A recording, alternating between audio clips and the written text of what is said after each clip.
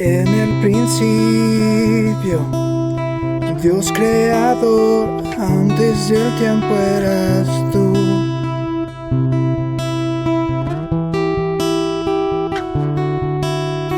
En las tinieblas, tu voz escucho, con ella creaste la luz.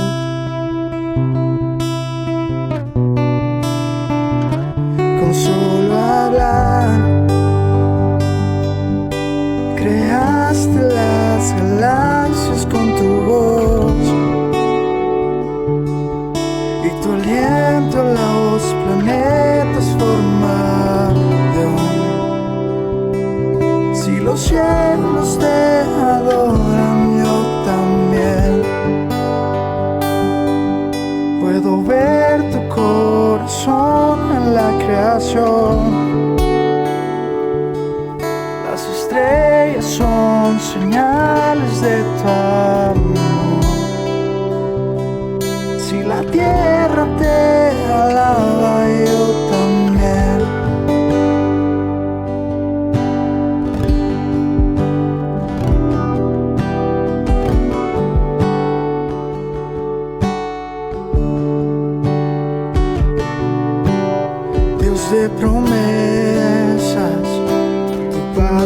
eres fiel, tus dichos permanecerán.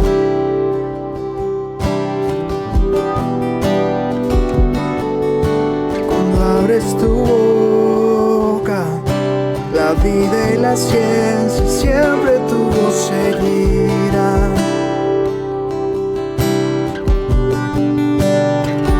Con solo hablar le diste vida a todo alrededor. Creaste cada especie en su esplendor. Si ellos muestran quién tú eres, yo también puedo ver tu corazón en la creación. Cada amanecer un lienzo de tu amor. Si los cielos te obedecen, yo también.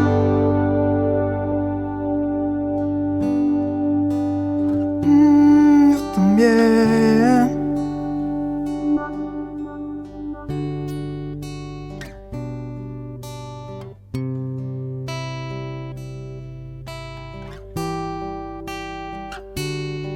Si los cielos te alaban, yo también.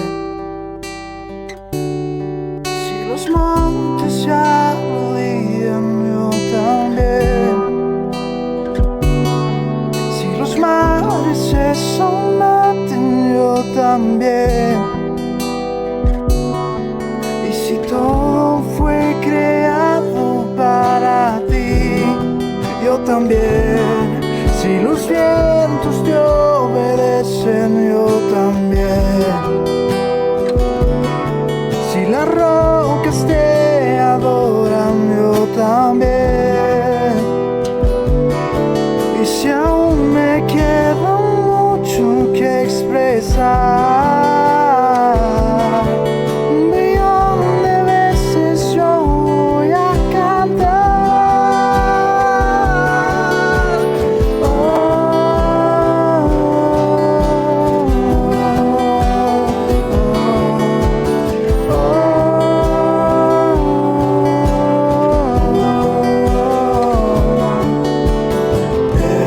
Salva, viniste por mí, peleaste por mi corazón.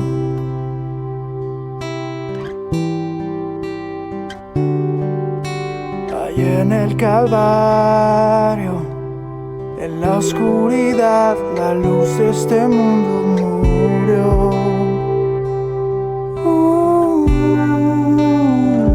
Con solo hablar disipas mis fracasos y temor. Tú viniste para darme salvación. Si la muerte derrotaste, yo también.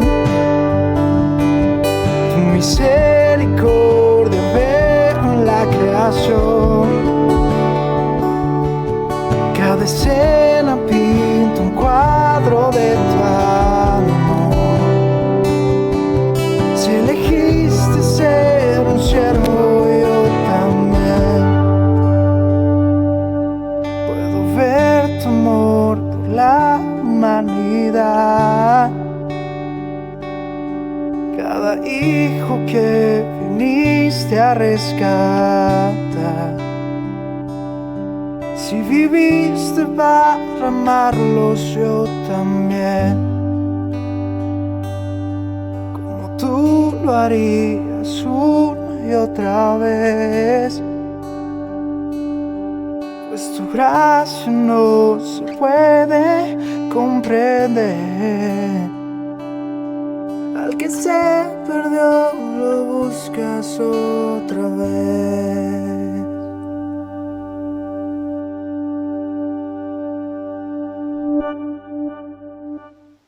Buenos días, amados hermanos de Capilla Cochabamba, familia de Dios, hermanos en verdad. Qué hermoso poder estar con ustedes a través de este medio. Quisiéramos estar personalmente. Dios sabe nuestro anhelo y Dios nos permitirá estar juntos. Quisiera animarles a que busquen el Señor para vivir no solamente la vida de Dios, pero la vida en abundancia. Él dice que ha venido para darnos vida y para darnos vida en abundancia. Vida la tenemos todos los que hemos nacido de nuevo, los que somos salvos. Pero otra cosa es vida en abundancia. La vida en abundancia es cuando nos encontramos con Él, cuando estamos con Él, cuando nos reunimos con Él, cuando nuestra reunión no es solamente entre nosotros, pero es en verdad con Él, cuando estamos y lo conocemos. Esta es la manera de obtener la vida en abundancia. Que Dios les bendiga, guarde y les conceda una vida en abundancia todos los días de su vida. En el nombre de Jesús. Amén. Amén. Me voy a liberar.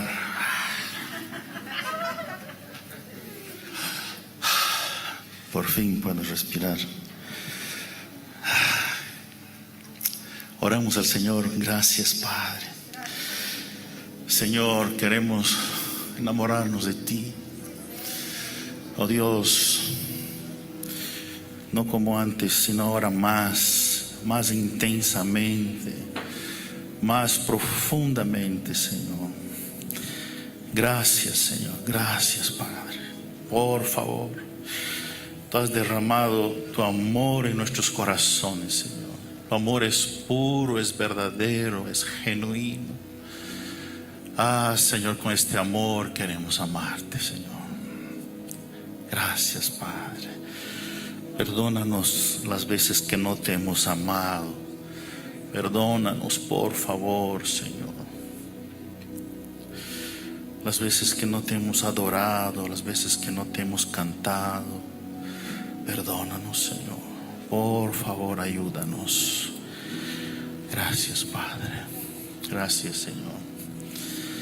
Aleluya. Qué linda es la palabra del Señor. La palabra es como un río. Es como quien está cavando una fuente y comienzas a tocar y comienza a fluir y ya una vez que fluye ya es difícil parar, ¿no? Y la palabra del Señor en estos días también, ¿no? Como siempre, ella ha estado tan oportuna, tan en su momento, de acuerdo a la necesidad de la iglesia, de cada uno de nosotros. Y eso es solo para edificación, para llevarnos a otro nivel, para que podamos entender a qué vida el Señor nos ha llamado.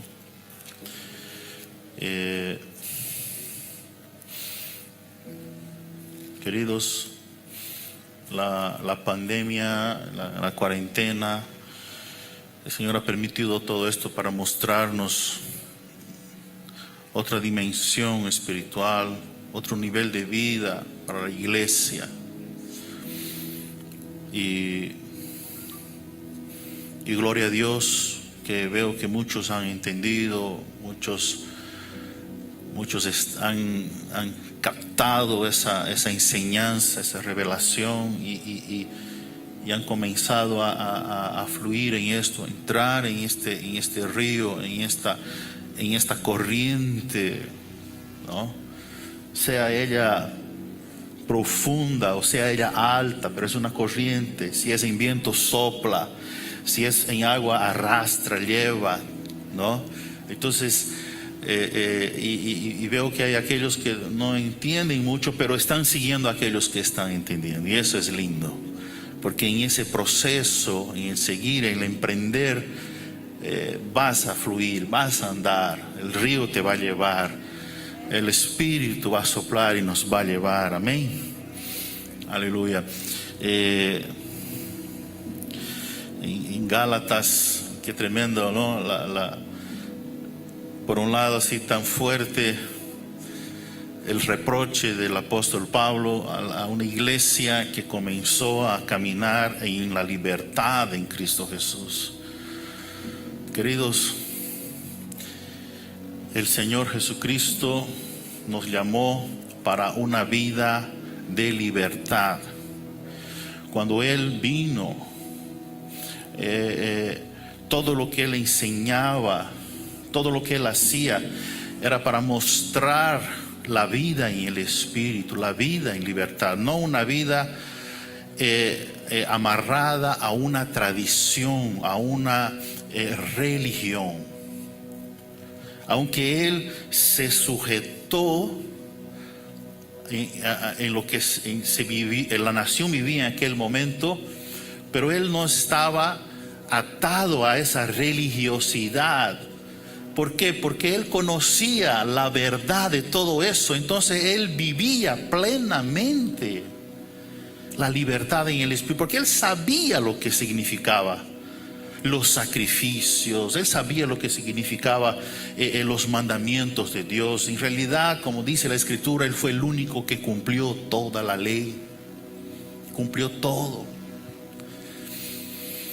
Pero en todo lo que Él hacía, en sus enseñanzas, Él mostraba la libertad en el Espíritu. En Lucas capítulo 15 muestra, hay tres cosas interesantes allí. Habla de la oveja perdida, habla de la moneda perdida y habla del hijo que se perdió. Y mira lo que Jesús enseña. Interesante es que en el capítulo 14, los últimos versículos del capítulo 14, dice que había una multitud. En Lucas 14,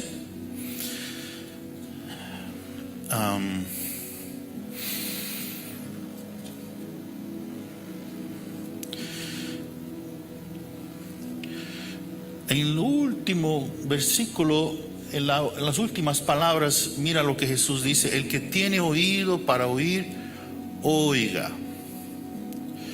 Y versículo 15, no hay, en el griego no hay esa división en el original, sino que sigue aquí el texto, el relato, diciendo, en ese momento, allí que estaba pasando todo eso, se acercaban a Jesús todos los publicanos y pecadores para oírles, y los fariseos y los escribas murmuraban diciendo: estos pecadores, a los pecadores recibe y con ellos come. Mira, habían dos bandos, dos grupos. Estaban los publicanos y pecadores, y allí podemos poner todo lo que, tal vez los peores, los sucios, los mendigos, los demasiado ricos por cobrar demasiado, los pecadores en su corazón allí, en fin. Y por otro lado estaba el otro grupo, el otro bando, los fariseos, que tal vez miraban así: estos pecadores, ¿no? Nosotros somos santos, nosotros somos el pueblo de Dios, nosotros somos... ellos conocían, los fariseos conocían la ley de Dios, los fariseos conocían el poder, la autoridad de Dios, Dios Todopoderoso. Ellos conocían la santidad de Dios, pero ellos no conocían la gracia de Dios. Y allí está Jesús. ¿Y qué hizo con que surgiera ese comentario que los fariseos estaban así? Porque dice que Jesús comía con ellos, ¿no? Jesús comía, dice, y los fariseos y los escribas murmuraban diciendo: a los pecadores recibe y con ellos come. Seguro que en aquel momento Jesús estaba comiendo con ellos. Y los otros estaban así: y Jesús es como y luego viene el pastor, porque el pastor está en medio del rebaño, de las ovejas. El pastor huele a oveja. que Él está comiendo, partiendo el pan con los otros, los pecadores. En la gran charla de Jesús era tremenda, de mucho Jesús, ¿no? Y los santurrones allá así como que, no, con nosotros debería estar comiendo, pues, ¿no? Pero Jesús está mostrando un otro nivel aquí, otra dimensión. Está mostrando otra cosa y ellos no veían esto. Está mostrando la gracia. Mira a estos grupos que ustedes no los aman, pero el Padre los ama. Yo los amo. Por eso como. Y ahí Jesús entonces muestra, enseña las tres cosas. Muestra la oveja perdida, la moneda perdida y el hijo perdido. Y Jesús está resaltando aquí, mira lo que Jesús resalta. Jesús no está resaltando aquí la multitud, así como que amo la multitud. No, Jesús muestra aquí el individuo en medio de la multitud. Él nos ama personalmente, individualmente. Por eso habla de 100 ovejas, una que se perdió, la oveja, no dice las ovejas perdidas. Por eso cuando habla de la mujer dice la moneda perdida, no dice las monedas perdidas. Y cuando habla del hijo, está hablando del individuo, el hijo, no está hablando de los hijos. Entonces el Señor resalta esto, la individualidad de cada uno. Y hay una cosa interesante, y mira, el Señor está diciendo, ¿no?, que aparte de todo lo que puede haber en lo natural, lo que se salva, lo que es eterno es el individuo, es el ser humano. Por eso lo amo, porque hay una vida eterna, porque hay un otro nivel, una otra dimensión de vida en esta vida. Por eso amo al individuo. Y Él muestra aquí, y este es algo tremendo, porque aquí en esas tres cosas se revela el Hijo como el pastor. ¿A qué vino Cristo? A pastorear. ¿Quién es el sumo pastor? Cristo. El pastor que busca la oveja perdida. Pero en el otro habla de la mujer. Aquí está la iglesia. La mujer es figura de quién? De la iglesia. Pero no es solo la iglesia en sí, como si la iglesia estuviese sola. Aquí está el Espíritu Santo actuando a través de la iglesia. Porque la mujer pierde la moneda, pero a través de la obra del Espíritu ella busca. Enciende la luz, la revelación. Ella comienza a barrer. Es el Espíritu que nos da el discernimiento, la santidad. Comienza a buscar. Entonces ahí vemos la obra del Espíritu, la del Hijo, la del Espíritu, de la iglesia. Pero la tercera está hablando de quién? Está hablando de Dios Padre. Porque el Padre no salió a buscar al Hijo, sino que el Hijo fue el que volvió. El pastor sale a buscar, la iglesia va a buscar, pero el Hijo que sale tiene que volver. Pero hay una cosa interesante aquí, que el Hijo cuando vuelve dice que el Padre lo vio de lejos. ¿Se acuerdan de ese pasaje? Eso quiere decir que aun cuán lejos vaya el Hijo, el Padre no lo pierde de vista. ¿Lo ve? Lo vio de lejos, lo está mirando. El Padre no va a salir, el Padre no deja la casa. El Hijo, el que sale, es el que tiene que volver, pero el Padre lo está bichando, como decimos aquí, ¿no? Ajá, yo sé lo que estás haciendo. Y cuando el Padre vio que el Hijo estaba volviendo, el Padre tomó la iniciativa. vio el corazón arrepentido, vio la situación. Entonces Él se adelantó, dice que fue y lo recibió y lo besó. Queridos, esta es la dimensión espiritual. A eso nos llama el Señor, a vivir una vida cristiana valorando lo que es eterno. Lamentablemente, mira, nosotros cuando hemos llegado a la vida de la fe, ha sido una novedad, así todo nuevo, qué lindo, qué maravilloso. Ay, sí, soy libre del pecado.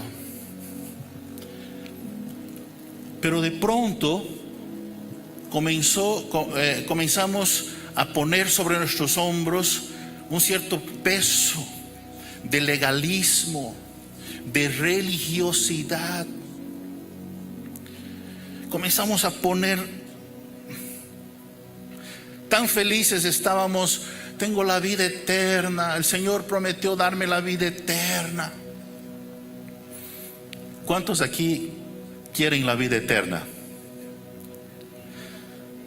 ¿Cuántos? ¿Cuántos aquí creen que hay una vida eterna? ¿Cuántos aquí viven esa vida eterna? Algunos están dudando así, ¿no? ¿Vivo? ¿Será que vivo? ¿Será que no vivo?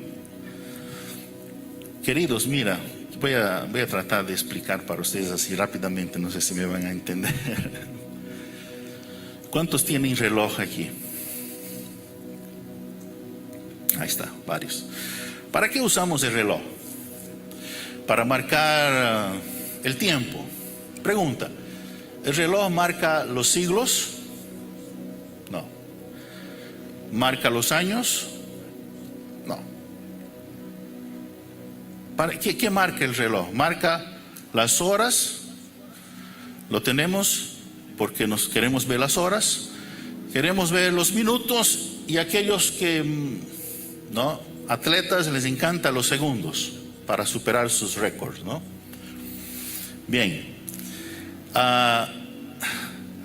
¿Por qué nosotros necesitamos un reloj o tenemos un reloj? Porque vivimos en esta dimensión, y esta dimensión está limitada al tiempo, ¿ya? Dios, nuestro Dios, no vive en el tiempo. Dios vive en la eternidad. Él es la eternidad. Yo me acuerdo de una prédica que dio el pastor Piccolo aquí, que me llamó la atención. Él dice, y Dios entró a la eternidad. Y yo, wow, así, ¿no? ¿Sabes cuando palabritas en medio de la prédica así que, ¡chum!, ¿no?, te capta la atención así? Y eso quedó ahí. Eso es interesante, hay algo aquí. Y comencé a investigar el asunto, cómo Dios entró a la eternidad. Pero ¿dónde estaba Dios? Para poder, ¿en qué lugar estaba Dios? Ya he descubierto dónde estaba Dios. Voy a compartir con ustedes, ¿ya? Queridos, ¿quién vive en la eternidad? No sabe nada, con excepción de Dios, es claro, de lo que, o sabe muy poco de lo que hay en el tiempo.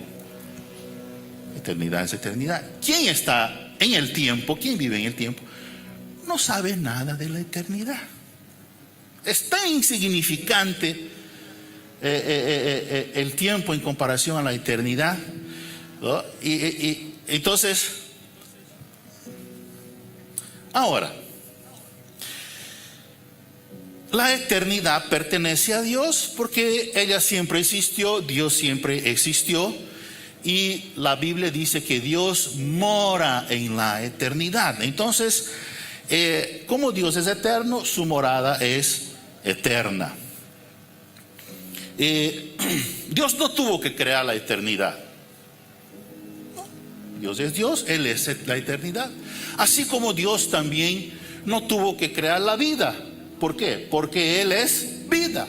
Así como también Dios no tuvo que crear la luz, porque vida, eternidad y luz es Dios. ¿No ve? Pastor, ¿me va a corregir? Sí. ¿Ya? Entonces, esas cosas es la esencia de Dios, ¿no? Entonces, me imagino un día en la eternidad de Dios, ¿no? Dios se reúne con el Hijo y el Espíritu, y Dios, una reunión, y Dios entonces decide crear la creación, ¿no? Crear las personas, las cosas, lo que vemos, todo el mundo. Dios decide entonces crear eso, pero Dios en su concilio allí vieron que Dios no podía poner la creación en su eternidad. Para la nueva creación, la creación que Dios quería hacer, Dios tenía que crear una otra eternidad. ¿Me están entendiendo, no? Ok. Me hacen así, like. Ya. Entonces, ¿por qué? Porque Dios es grande y su eternidad es solo de Él. Dios necesitaba crear una otra eternidad. Mira, la eternidad de Dios, voy a ejemplificar aquí, la eternidad de Dios, Él es así. Él es un círculo, no tiene principio ni fin. Pero Dios, como creó, tuvo que crear nuestra eternidad para nosotros. Entonces nuestra eternidad, ella es así. ¿Me entienden, no? Porque tuvo un principio, tuvo un comienzo, tuvo un día que Dios creó la eternidad para nosotros. Entonces ella es así, no es así. Y no tiene fin, pero tuvo un comienzo. ¿Los ángeles son eternos? Sí, pero ellos fueron creados.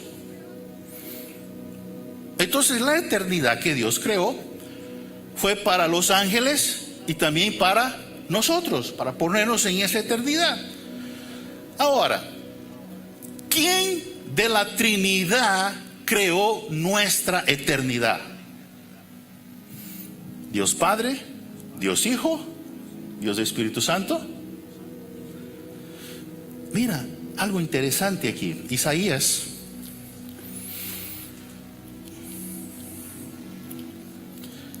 capítulo 9.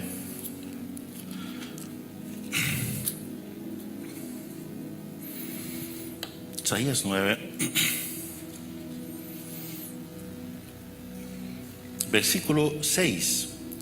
Está hablando de quién aquí, de Jesús. Es una profecía de Jesús. Mira lo que dice: porque un niño nos es nacido, hijo nos es dado, y el principado sobre su hombro, y se llamará su nombre admirable, consejero, Dios fuerte, Padre eterno, príncipe de paz. Yo fui a buscar en la Biblia en portugués. He buscado en varias versiones. Y en la Biblia en portugués, en la Almeida, dice, esta palabra aquí dice, donde dice Padre eterno, dice Padre de la eternidad.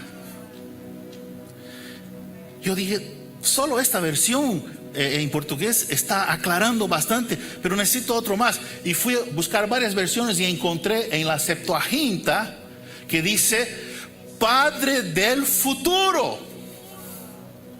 Entonces, ¿tiene relación, sí o no? Tiene. ¿Dónde termina el futuro? El futuro no termina. El futuro siempre va a ser futuro. Siempre el futuro estará adelante. ¡Wow! Qué interesante esto. Padre de la eternidad. Entonces, como Él es Padre de la eternidad, Él engendró la eternidad. Él comenzó nuestra eternidad. Por eso Jesús puede darnos la vida eterna, porque Él fue el que comenzó nuestra eternidad. Amén. Ahora, en el Salmo 90, vamos al Salmo 90. Voy a buscar aquí un ratito. Yo no soy tan rápido como la pastora que pone el dedo así, ya está en el Salmo ya. Su Biblia ya sabe lo que él está pensando. Se abre. Mira lo que dice aquí. El Salmo 90, versículo 2. Dice: antes que naciese los montes y formaste la tierra y el mundo, desde el siglo y hasta el siglo tú eres Dios. Aquí está hablando de siglos. Yo fui entonces a la versión, la Biblia de las Américas, y dice: desde eternidad una, hasta la eternidad dos, eres Dios. Están las dos eternidades. Amén. Una de Dios, la otra que Jesús creó para nosotros. Y hay otros versículos bíblicos que hablan lo mismo, de eternidad a eternidad. No solamente este, yo estoy usando este nomás porque yo creo que es suficiente para nosotros. Porque si este asunto no fuera verdad, no estaría en las Escrituras. Amén. Entonces, ahora viene algo. ¿Han entendido, no ve? Las dos. Ya. Ahora, entre las dos eternidades, Dios creó así como una lámina bien delgada, así una línea delgadita que se llama tiempo.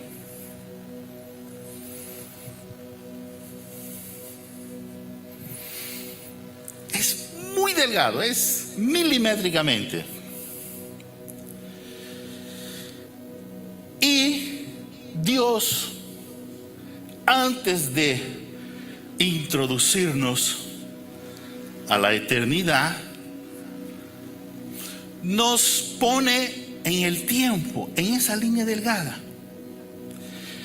Y el modo de vida con que nosotros vivimos en el tiempo determina cómo viviremos en la eternidad. ¿Me están entendiendo?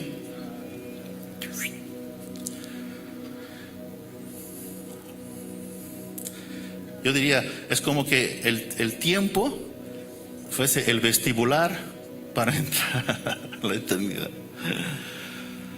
Ahora, en este corto tiempo, porque es corto en comparación a la eternidad, ¿no?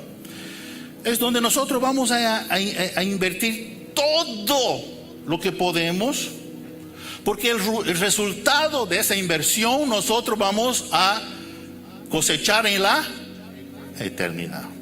Amén. Así es, ¿no ven? Bien. Todos están entendiendo.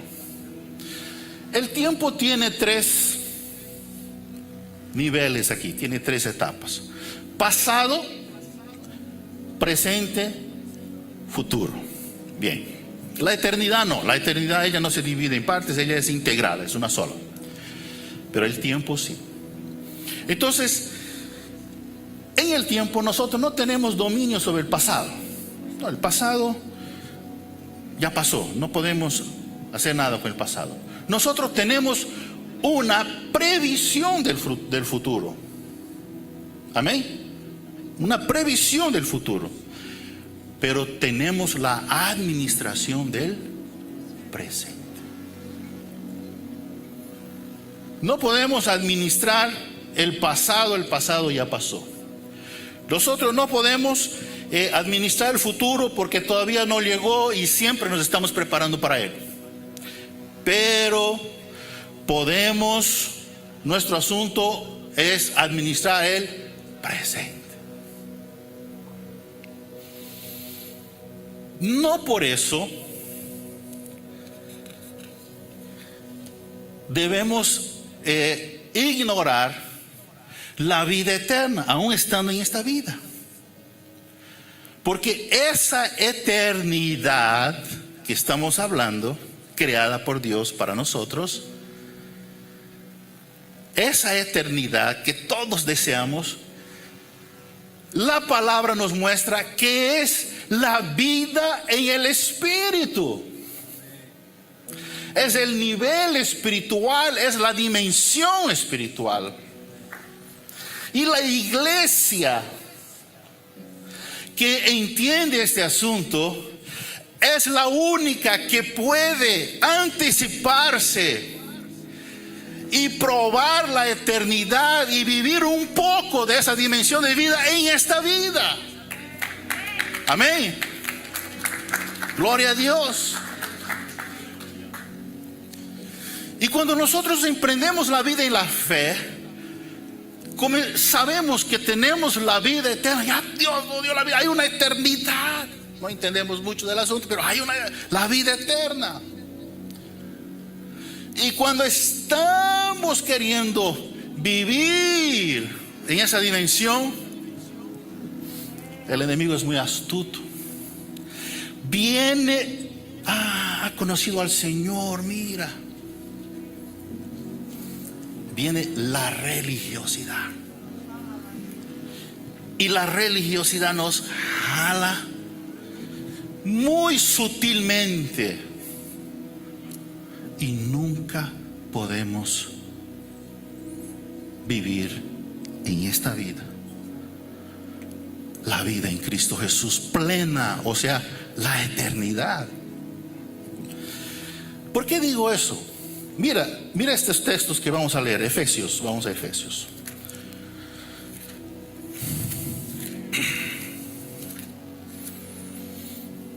Estoy con un poquito de agua, no sé qué me puede. Se me secó aquí la. Efesios 2. Vamos a Efesios 2. Versículo, mire estos textos que vamos a leer aquí.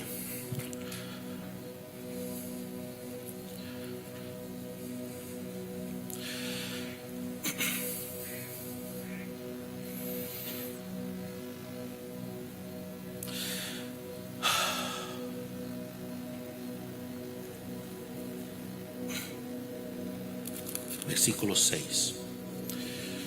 Mira aquí.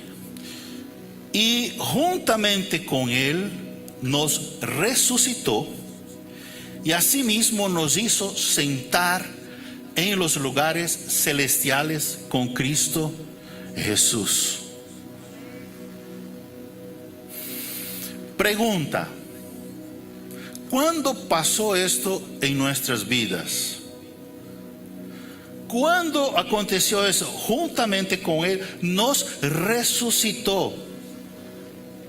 ¿Pasó, está pasando ahorita o ya pasó en nuestras vidas? Ya pasó en nuestras vidas. Este fue el día en que nosotros lo hemos conocido a Él. Hemos tenido el entendimiento. Él es Dios. Soy pecador, necesito su perdón. Y fuimos a los pies y Él nos... Y en ese momento de confesión y todo eso, pasó esto. Gracias. Pasó esto. Pero el texto no se queda ahí, sino que mira a dónde nos lleva. Nos hizo sentar en los lugares celestiales. ¿Alguna vez te has visto sentado en los lugares celestiales? Te dicen, aquí en la tierra, ¿dónde pasa esto? Primero que está difícil hasta encontrar asiento, peor ahora.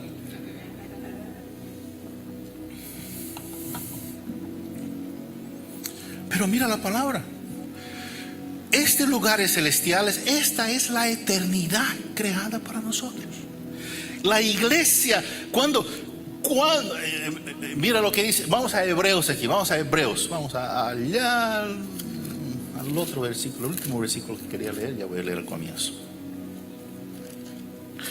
Hebreos 10 19. Así que hermanos, Hebreos 10, 19, teniendo libertad para entrar en el lugar santísimo por la sangre de Jesucristo, por el camino nuevo y vivo que Él nos abrió a través del velo, esto es, de su carne, Y teniendo un gran sacerdote sobre la casa de Dios, acerquémonos con corazón sincero en plena certidumbre de fe, purificados los corazones de mala conciencia y lavados los cuerpos con agua pura.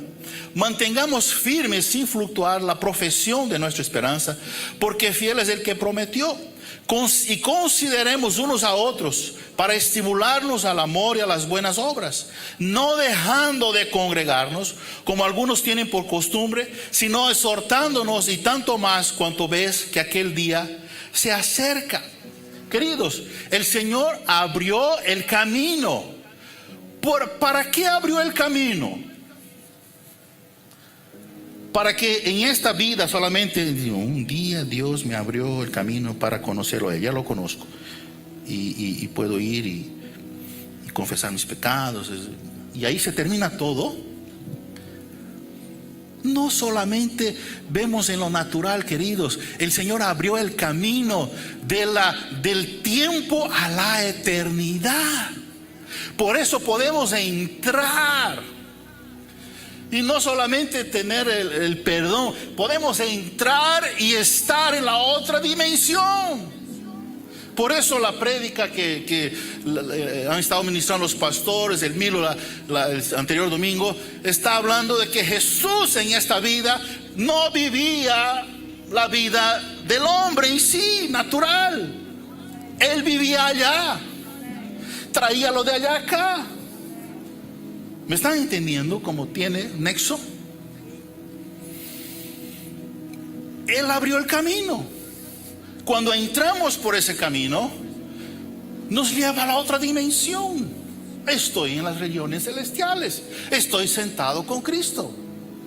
Queridos, cuando estamos nosotros aquí, ¿en qué dimensión estamos viendo esta reunión? ¿Simplemente lo natural?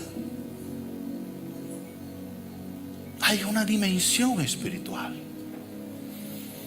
Amén. Estamos hablando de cosas eternas. La palabra es eterna. Invocamos el nombre de Dios que es eterno. Amén. Ahora, esto es una cuestión de fe. Este es el condimento así que da el toque así, ¿no? La fe. ¿Qué es la fe? Mira, la iglesia no es religión, la iglesia no es filosofía, la iglesia no es pensamiento de hombres, no es un grupo de personas que piensan, son súper sabios, intelectuales y son diferentes en la sociedad. No. La iglesia es el cuerpo de Cristo y no es un asunto académico, no es fruto de la imaginación de los hombres, nada de eso. Es una cuestión de fe. Y la fe no es algo que adquirimos por nosotros mismos. La fe viene de Dios. Dice, la fe es don de Dios. Los seres humanos por lo general tienen 5 sentidos. El cristiano tiene 6. ¿Cuál es el sexto sentido del cristiano? La fe. Tiene uno más que todos los demás. Y ese hace la diferencia, ¿sí o no? Hace la diferencia. Lo grave, queridos, es que resumimos eso y traemos para el nivel de la religiosidad, la religión. Los sentidos naturales parece que llegan a superar la fe, porque pasamos viviendo en lo natural, pasamos invirtiendo tiempo en lo natural. La única forma en que podemos nosotros disfrutar de la eternidad o de algo eterno es a través de la fe. ¿Ya? Podemos sentir gozo anticipadamente, obviamente. Podemos por la fe disfrutar de la gloria celestial. Podemos disfrutar.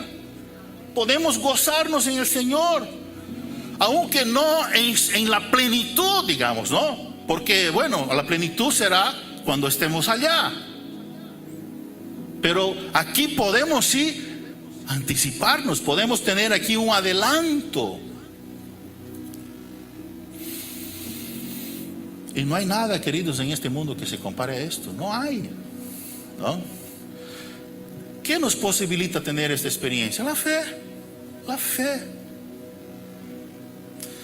Es algo tan pequeño. Un grano, dices, tú eres fe como un grano. A la vez es algo tan grande. ¿Quién es el autor de la fe? Cristo Jesús es el autor de la fe. El mismo Señor. Ahora mira, la fe nos es dada por Dios en Cristo Jesús. A través de la fe, que nuestra fe, nuestra salvación es por, van a decir, nuestra salvación es por, nuestra justificación es por, no escucho. A eso, levanta el abrigo. Fe. ¿Ya? Nuestra santificación es por, nuestra esperanza eterna es por, nuestra vida cristiana día a día es por, y el justo por la fe vivirá, ¿no? Entonces, la fe nos permite entonces entender, la fe nos permite ver lo que es la iglesia y también nuestra vida espiritual, por la fe. El nacer en la carne, el nacer de nuevo, por ejemplo, vamos a ver esto. El nacer de nuevo, cuando nacemos de nuevo tenemos una realidad de la vida espiritual en nuestra vida, de la vida celestial en nuestra vida. Nacemos de nuevo, ¿no? Y eso nos hace ver las cosas de otra forma. Wow, hay algo diferente aquí, ¿no? Comienza nuestra relación con el mundo, por ejemplo, comienza a cambiar, porque hay algo diferente aquí, ¿no? Nuestra manera de trabajar, de estudiar, de vivir, el matrimonio, la familia, de lidiar con todas las cosas en lo terrenal, todo eso, al nacer de nuevo, nosotros pasamos a tener una visión de lo celestial, y eso comienza a afectar lo natural.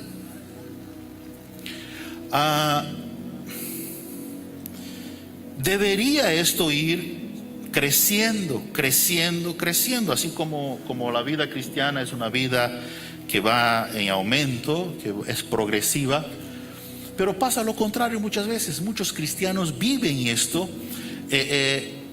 una vida cristiana en la carne. ¿Puede pasar esto? Puede pasar. Mira, un ejemplo en la Biblia. Voy a usar como ejemplo un hombre que es un marco en la vida de la fe en las Escrituras. Su nombre es Abraham. Queridos, Abraham tuvo promesas tremendas de Dios. Un hombre que recibió promesa tanto en lo natural como en lo espiritual. Y a través de él, eso está en Génesis 15. ¿Ya? Algo tremendo en lo espiritual, con un significado tremendo, las promesas que Dios ha hecho a Abraham. Tuvo una experiencia con Dios.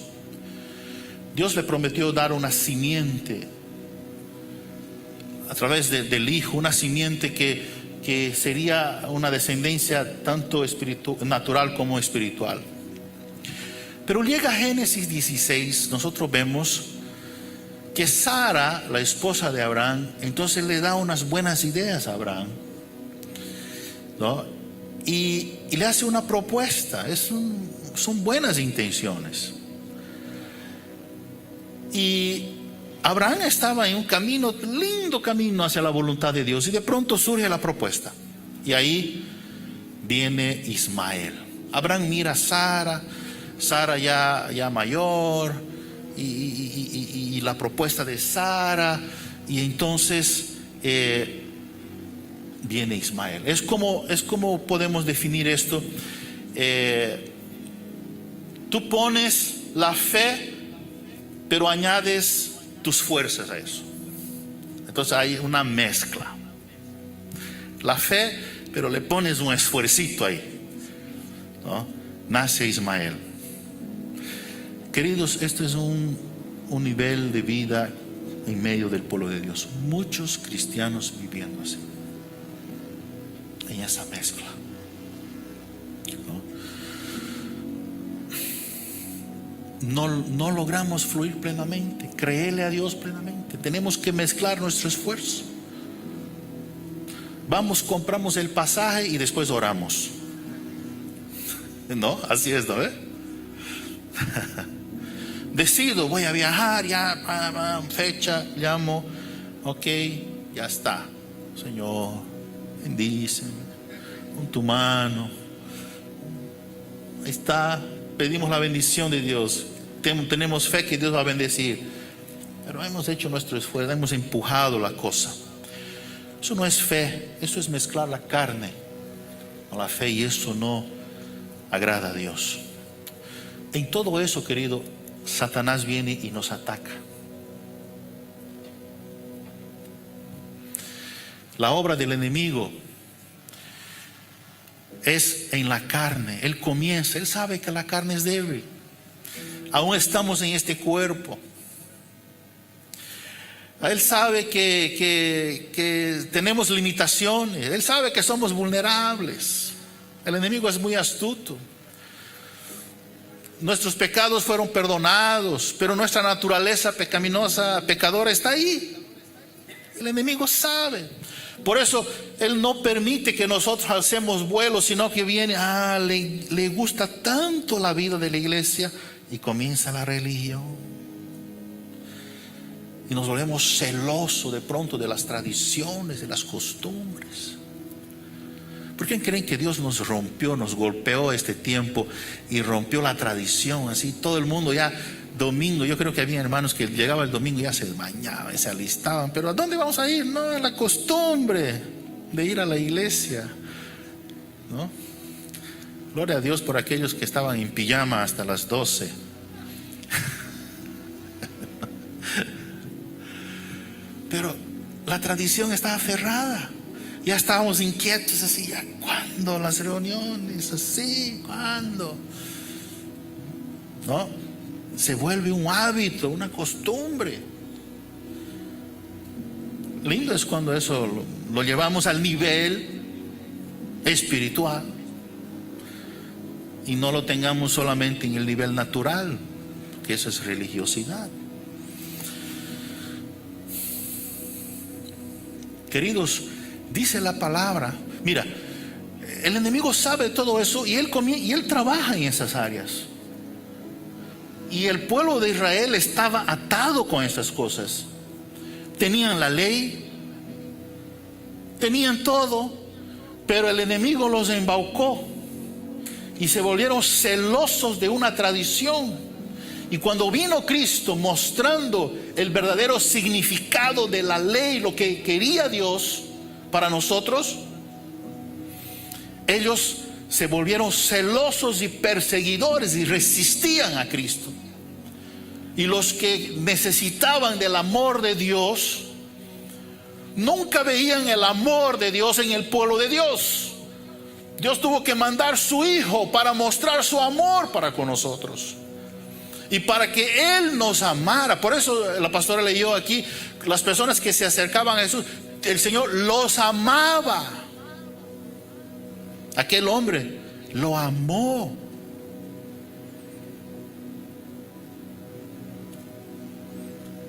Y ahora Dios está tratando, Dios está trabajando en nuestra carne, Dios está trabajando en nosotros. Todo este tiempo Dios está trabajando en nosotros. Dios está restaurando, la obra es grande. Por ejemplo, Dios comienza a restaurar que la justificación, justificándonos, ¿no? Son obras que Dios está haciendo, Él mostrándonos poco a poco. Dios está trabajando en nosotros que la santificación. En este momento Dios está trabajando con su iglesia en la área de la santificación, pero va a llegar el momento en que Dios nos va a mostrar que la glorificación. ¿No ve, pastor? Y ahí vamos a participar de toda esa plenitud, de esa gloria eterna. Pero Dios está trabajando, y en ese proceso del trabajo de Dios el enemigo comienza.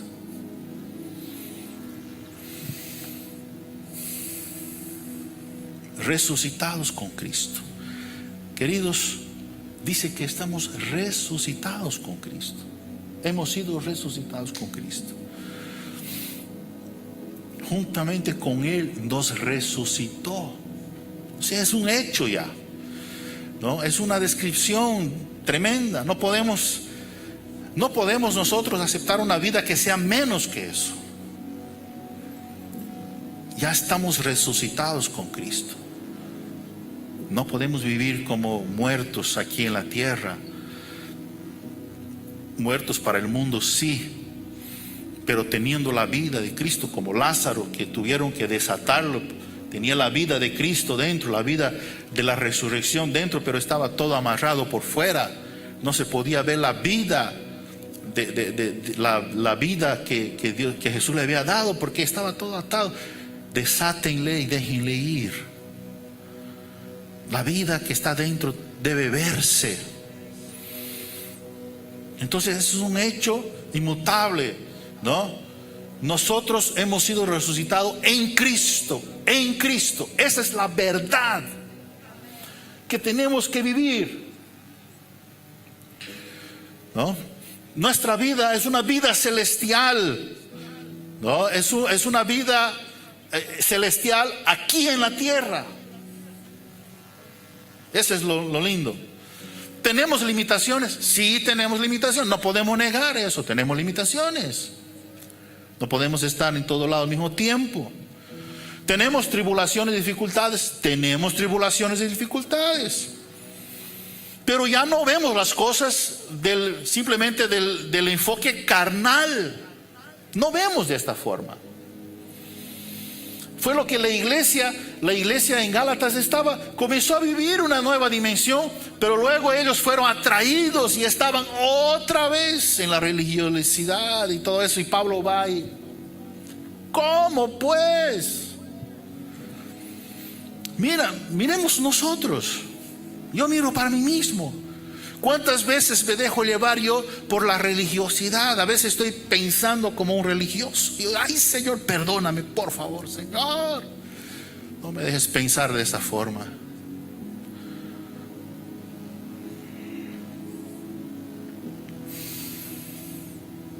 Colosenses 3:1. ¿Por qué andamos pensando así? Mira, le dice Colosenses 3:1. Es bien claro.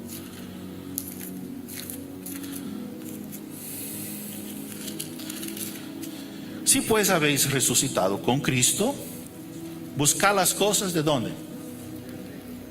Donde está Cristo sentado a la diestra de Dios. Sí, ¿cuántos hemos resucitado en Cristo?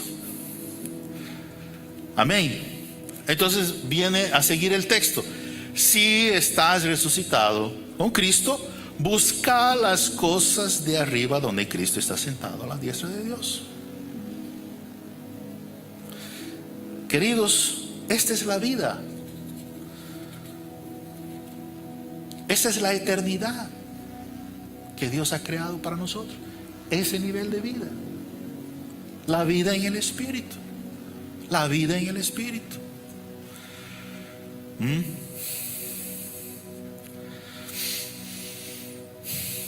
Ahora, mira lo que interesante es, ¿no? Lo que dice: si pues habéis resucitado con Cristo, buscad las cosas de arriba. Esa palabrita, si habéis, esa habla algo aquí. O sea, hay una característica de aquel que resucitó. Por eso dice: si pues habéis resucitado, hay una diferencia ahí. ¿Qué pasa con el que resucitó? No sé si me están entendiendo. El sí está hablando de algo. El que ha resucitado tiene un rasgo visible. Es diferente. Si habéis resucitado, entonces buscad las cosas de allá. El que ha resucitado busca, vive eso. De lo contrario, no. Entonces, No podemos, queridos, decir que somos salvos si no estamos disfrutando de las glorias de la resurrección de Cristo. Algo está fallando ahí. Si somos salvos, disfrutamos de la vida de resurrección. Amén. Vivimos en ese nivel. Ahora, queridos, la vida celestial, a pesar de nosotros, este asunto es inmutable, no cambia, es una realidad, ¿no? La vida cristiana sin la realidad espiritual no es vida cristiana. La vida cristiana sin la realidad de la vida espiritual es solo religión.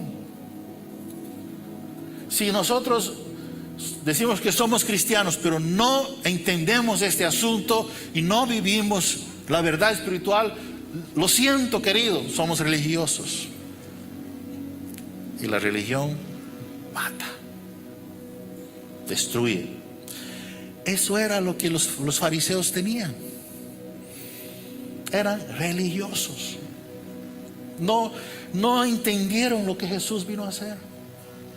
Sin embargo, aquellos humildes pecadores, aquellas personas, ¿no?, se abrían para el Señor y salían justificados, salían perdonados, entraban en otra dimensión.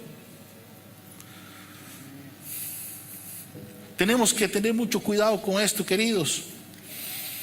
No permitamos que el enemigo transforme nuestra vida en una religión. Si realmente habemos resucitado, busquemos las cosas de arriba. Ahora, ¿qué significa buscar las cosas de arriba? Vamos a ver un detalle aquí, ¿no? Hay dos puntos dentro de esto: buscar las cosas de arriba. Debemos las cosas de arriba. Primero, buscar las cosas de lo alto. Buscar las cosas de Dios, las cosas que están en el nivel, en la dimensión de Dios. Segundo, debemos ver todo desde el punto de vista celestial. Eso es lo que nosotros no hacemos. Vemos todas las cosas desde el punto de vista natural, carnal. Si estamos allá, debemos de ver todas las cosas del enfoque de allá, del punto de vista celestial. Mira, nuestra perspectiva no es horizontal. No, ella debe ser ¿qué? Celestial, mirar de arriba abajo. Si miramos de frente, estamos viendo simplemente en la esfera carnal. Tenemos que mirar de arriba para abajo. ¿Por qué eso pasó con Abraham? Abraham falló en ese sentido aquí, cuando él cometió ese error, ¿no? Porque él mezcló la fe con la carne. Porque él miró la condición humana. ¿Qué miró Abraham? Miró su vejez, miró la vejez de su esposa, los años avanzados, miró así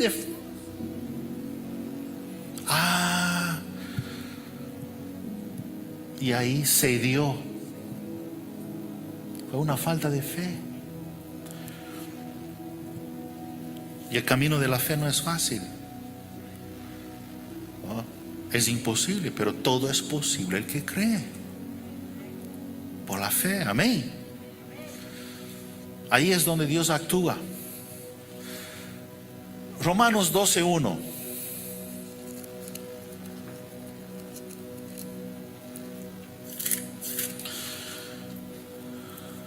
Romanos 12:1.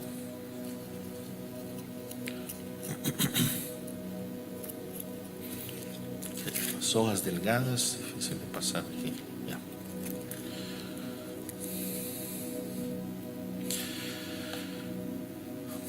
Tenemos que tener esta mente celestial, ¿no? Mira lo que dice aquí.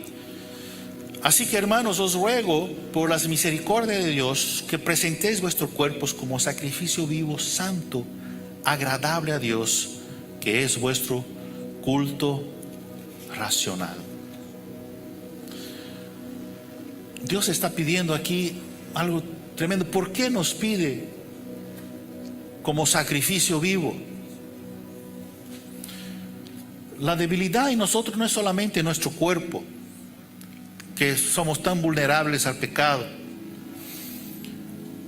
También nuestra mente. En nuestra mente son donde se traban las terribles batallas, los conflictos. Ahora, ¿cómo podemos tener una mente celestial? Y aquí Pablo nos dice, nos enseña. Nuestro cuerpo consagrado en el culto racional.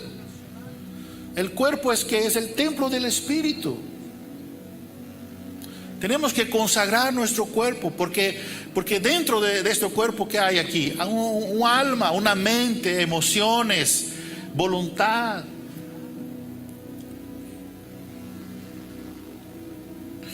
Nuestro espíritu, intuición, conciencia y comunión. Está todo aquí. Y Pablo dice que este es el culto consciente. Cuando dice el culto racional, es el culto consciente, plenamente. Él está hablando de las facultades del alma, de las facultades del espíritu, en su entendimiento, sentido cabal, en su juicio cabal, completo. Él dice, así ofrézcanse a Cristo, ¿no? Como culto a Dios, completo, íntegro. Si no es así, entonces no de nada sirve que cantemos.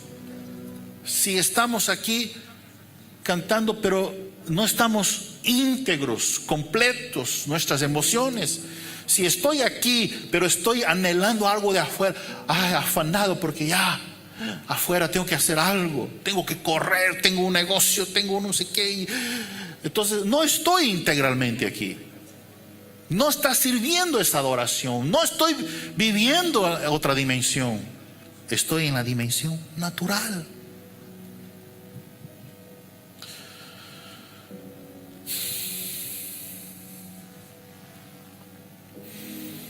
Queridos, Dios anda buscando los adoradores. A veces pensamos que es solo adorar. Muchos que cantan no adoran. Dios busca adoradores. Amén. Adoración hay demasiada en los cielos. Los ángeles, los querubines están allí. Ahí tiene la adoración. Pero los verdaderos adoradores adoran al Padre, no en la dimensión natural, en espíritu y en verdad. Amén. Eternamente. Ahora, mira lo que dice este texto aquí que voy a leer con ustedes ahora.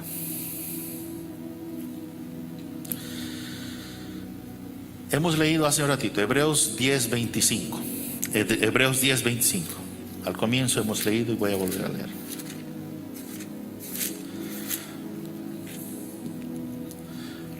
Hebreos 10:25. Dice así: no dejando de congregarnos como algunos tienen por costumbre. Hasta ahí nomás.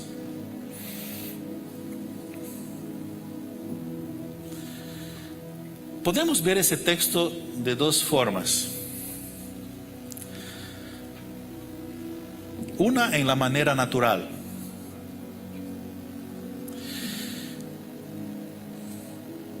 Otra en la manera espiritual.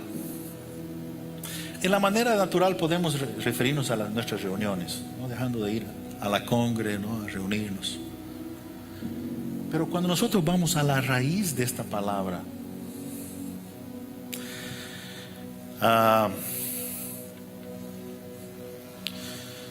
vamos a encontrar algo muy interesante. Queridos, en ese tiempo la iglesia no tenía local de reuniones.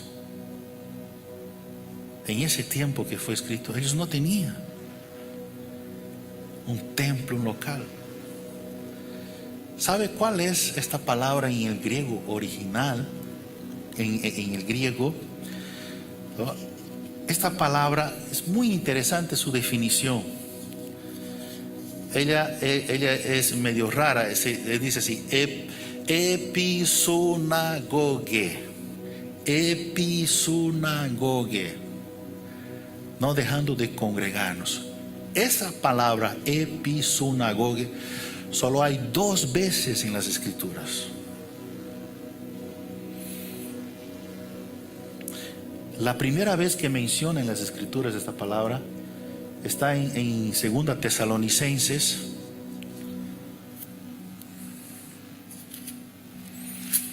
Segunda Tesalonicenses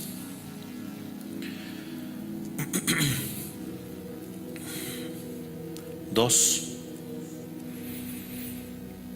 Dice así: pero con respecto a la venida de nuestro Señor Jesucristo y nuestra reunión con Él, os rogamos, hermanos. Esa palabra "y nuestra reunión" es episunagoge. La otra vez que se repite esto es no dejando de episunagoge. No hay más. Si esa palabra se refiere a una reunión con Cristo, no es en este nivel. No es en este nivel. Esto es no dejando de congregarnos en la otra dimensión, en lo alto, como algunos tienen por costumbre. ¿Se imaginan eso? O sea que, ¿cuántos dejan de congregarse en ese nivel? La iglesia no tenía templo en ese entonces. ¿Cómo se reunían los hermanos? En el Espíritu, en la dimensión espiritual. Ya ellos entraban a ese nivel. Ahora entienden por qué el Señor nos rompió todo el esquema. Para que aprendamos a reunirnos en otra dimensión, en el Espíritu. Episunagoge. Se habla del Señor cuando nos reunamos con Él. Y aquí el escritor a los Hebreos dice: no dejen de episunagoge como algunos tienen por costumbre. Wow, Señor amado, para mí creó otro sentido nuestras reuniones. Para mí se rompió el paradigma de lo natural. Para mí valoro más ahora ese encuentro, amén, en esa dimensión, porque eso es lo que el Señor quiere. Podemos entrar a la eternidad, podemos probar un poco ya de la eternidad en esta vida, si entendemos esto.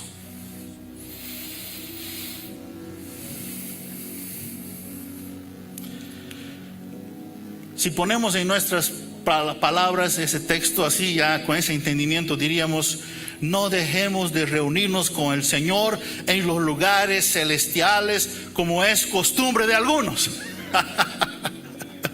Amén. Hay aquellos que no entran a ese nivel. Tal vez no entrábamos porque no entendíamos, pero ahora entendemos. Amén. Entonces, amados, necesitamos exhortarnos. Y cuando digo exhortar, no estoy hablando de echar aquí, no. Exhortar es consolar, animar, ¿no? Traer para cerca en amor. Entendamos esto, ¿no? El Señor viene, su venida es eminente, va a venir el Señor, ¿no? Pero antes de entrar en los cielos para vivir una vida plena, en la plenitud eterna, podemos disfrutar de los cielos aún estando en esta tierra mientras vivamos en esta vida. Amén. Por eso, queridos, seamos cuidadosos, no nos dejemos llevar por la religiosidad. Los Gálatas ya habían, y Pablo, cuando los vio otra vez metidos en ese bollo ahí de circuncisión, ya ni siquiera eran los fariseos. Mira cómo el enemigo cambió la estrategia. Ni siquiera eran los fariseos que ya estaban allí en la iglesia metidos. Ya eran algunos que habían comenzado a caminar en la vida de la fe, pero se dejaron llevar por esta corriente, ¿no? Y comienzan a volver al pasado. Ya estaba enseñando la iglesia, arrastrando la iglesia. Queridos, no nos dejemos ser atraídos, encantados. Pablo dice, ¿quién los embrujó? ¿No? Qué terrible. A veces nosotros nos encantamos con la historia de Israel y de pronto amamos a Israel y pasamos a amar más a Israel natural que Jesús. Dios mío.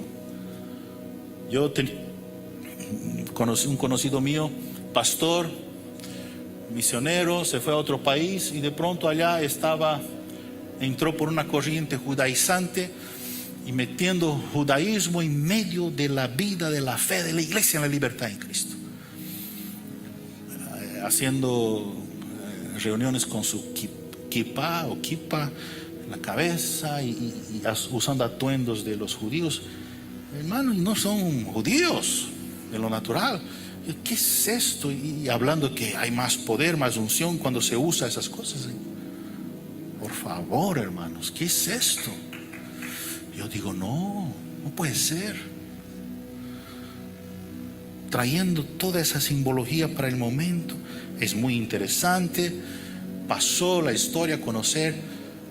Pero hermanos amados, nosotros no podemos cambiar el pasado. Nuestro asunto es con el presente, porque hay un futuro. Amén. Todos tenemos un pasado, sí. Tenemos un pasado. Y no creo que nuestro pasado haya sido de los más hermosos como para estar recordándonos cada vez del pasado. ¿Quién puede decir así, mi pasado fue glorioso, pero mi futuro es un desastre? Yo creo que nadie va a decir eso, ¿no? Porque siempre buscamos un mejor futuro. La única persona que tuvo un pasado glorioso, pero su futuro es un desastre, ya sabemos quién es, ¿no? El enemigo de nuestras almas. ¿Dónde fue su pasado tan glorioso? ¿Dónde está? ¿Cuál es su futuro? Pero esa persona viene cada vez queriendo traerte al presente tu pasado. Cada que quieres avanzar en la vida de la fe, te acuerdas, ¿no? Pero te doy un consejo, queridos. Cuando el enemigo venga queriendo traerte tu pasado, dile, ok, hablaremos de mi pasado, pero quiero primero hablar de tu futuro. Amén. Eso fue lo que hizo Martín Lutero. ¿Ya? ¿Por qué? Porque, hermanos, tenemos un futuro, la vida eterna, hoy y siempre. Hoy y siempre. Ya podemos disfrutar de un adelanto de esta vida en Cristo. Entonces, para mí eso es un desafío. Pero una vez que tú entiendes esa verdad, nosotros ya no nos conformamos con menos de eso. Queremos más. Y vamos peleando por más, ¿no es verdad? Vamos por más. Señor, no. Quiero conocerte más. Estoy sentado. Dice la palabra, estoy sentado. He sido resucitado con Cristo. Busco las cosas de arriba. Por eso Emilio hablaba la anterior semana. El problema nuestro, estamos enredados con las cosas naturales. Muchas no son pecados, son cosas buenas, pero nos enredan. Son, como dice Hebreos, ¿no? Peso que nos impide correr. Cuando entendemos, hermano, estas cosas, que nos despojamos de ellas, pasan a tener otro nivel de vida, otro lugar en nuestra vida. Ya no es lo primero. Lo espiritual es primero, lo eterno es primero. Esa es nuestra verdadera naturaleza. Dios creó la eternidad para nosotros y nos puso en esta vida para que así podamos nosotros entrar, ser aprobados para vivir. ¿Qué cosa vamos a vivir en la eternidad? El pastor siempre fala, estoy mezclando en portugués. El pastor siempre dice, ¿no? El hombre, el ladrón en la cruz murió ¿no? Pero tuvo un encuentro con Jesús. Entró a la eternidad, entró, sí, pero ¿qué va a tener en la eternidad? ¿Qué invirtió en la eternidad? Nada. Ganó la vida, pasó en desquite, pasó, no tiene nada. Nosotros estamos teniendo tiempo de trabajar esto. Amén. Para disfrutar la eternidad con Cristo en otro nivel. Gracias, Señor. Gracias por tu palabra, Señor. Amén. Dale un aplauso a Él, Señor. Gracias. Padre Santo, ayúdanos, ayuda a nuestros hermanos, los más frágiles en la fe, y luchan, Señor. Por favor, ayúdalos. Ayúdanos a todos nosotros. Necesitamos de ti. Gracias, Señor, por la vida en el Espíritu. Gracias. Gracias, Espíritu Santo, amado. Gracias. Gracias por enseñarnos estas verdades, llevarnos a este nivel. Por favor, no nos dejes así.